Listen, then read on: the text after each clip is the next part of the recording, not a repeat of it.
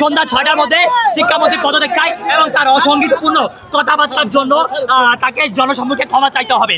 আবারও science lab অবরোধ করেছে এবং শিক্ষার্থীরা বলেছেন যে তাদের দাবি না মানা পর্যন্ত তারা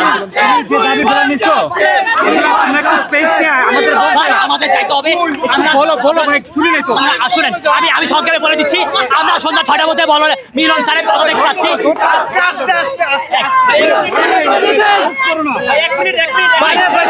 আমি বলে দিচ্ছি, এক মিনিট মিডিয়া ঘোষণা হয়ে যান। এক মিনিট আমি বলে দিচ্ছি, এক মিনিট আমরা সন্ধ্যা 6টার মধ্যে শিক্ষামন্ত্রী পদত্যাগ চাই এবং তার অসংগীতপূর্ণ কথাবার্তার জন্য তাকে জনসম্মুখে ক্ষমা চাইতে হবে। যারা 13 জুলাই এক অস্বস্তিকর পরিবেশে পরীক্ষায় অংশগ্রহণ করেছে এবং যারা করেনি তাদের পুনরায় পরীক্ষা নিতে হবে।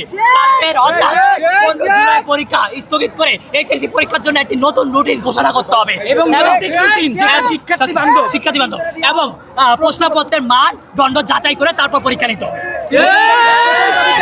প্রথম দাবিটা ভাই, প্রথম দাবিটা